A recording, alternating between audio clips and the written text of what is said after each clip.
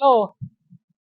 ହଁ ହଁ, ମୁଁ ବା ବଜାରକୁ ଆଇଛି ନା, ମୁଁ ପଇସାଟା ଅଛି ପାକେଟେ, ନେଇକି ଯିବି ଆଉ ଗଲାବେଳେ ଆଉ।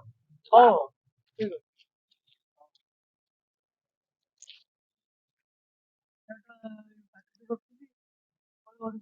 କି ମାଲୋ ଦାଦା, ଦାଦା ପଇସାଟା ମୋର ଦେଖିଛ କି ଏଠି କୋଉଠି ପଡିଥିଲା? ନାଇଁ ନାଇଁ ପଇସା ମୋ ଦେହ କଣ ହେଇଯାଉଛି ଆଉ ପଇସା ତମର ମୁଁ ଦେଖିନି ପଇସା ତମେ ଏଠି ବଇଛ ତମେ? ମୋ ଦେହଟା ଗୋଡ ହାତ କଣ ହେଇଗଲା ଆଉ ବସି ପଡିଲି ଏଇଠି ଆଉ ପଡିଲି ଏଇଠି ଏଇଠି ଗୋଡ ହାତ କଣ ହେଇଗଲା ବସି ପଡିଲି ଆଉ ଟିକେ ମଝି ରୋଡରେ ବସିଯିବ। ନାଇଁ ବା ସେ କଥା ନାଇଁ ବା, ମୁଁ ଆଉଥିଲି ପଇସାଟା ମୋର ଏଇଠି କୋଉଠି ଗଳି ପଇଲା, ମୁଁ ତାଙ୍କୁ ସେ କଥା ପଚାରୁଛି ମୋ ପଇସାଟା ଦେଖିଛ କି?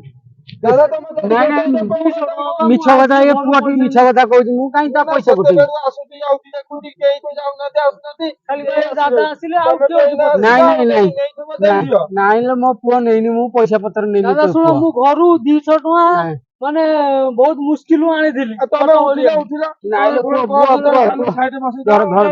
ଧର ଧର ଧର ଧର ହେଇବା ମୋ ପଇସା, ହେଇବା ମୋ ପଇସା। ନାଇଁ ନାଇଁ ଏଇଟା ନା ମୋ ପଇସା ମୁଁ ଆଣିଥିଲି। ଏମିତିଆ କଥାଟା କଣ କରୁଛ ଦାଦା? ଆରେ ଖୁଡି ଦେଇଥିଲେ ସଉଦା ପାଇଁ ଦେଇଥିଲେ ହାଟ ସଉଦା ନେବା ପାଇଁ।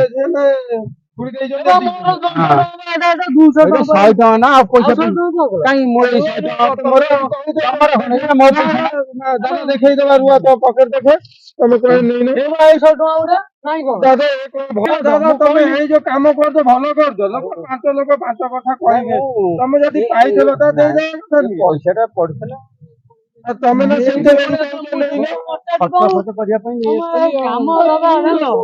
କିଛି ବୁଝିପାରୁନି ନେଇ ଆସିଥିଲି କଥା ଦେଖୁଛ ତ 200 ଟଙ୍କା ନେଇକି ଫେରେ ଏବେ କହୁଥିଲେ ଖୁଡି ଦେଇଛି ସଉଦା ଆଣିବାକୁ। ଏଇଟା ଟ୍ରାକ୍ଟର ଯାଅ, ମୁଁ ଆମ ଗାଁରେ ସମସ୍ତଙ୍କୁ କହିବି ଏ କଥା।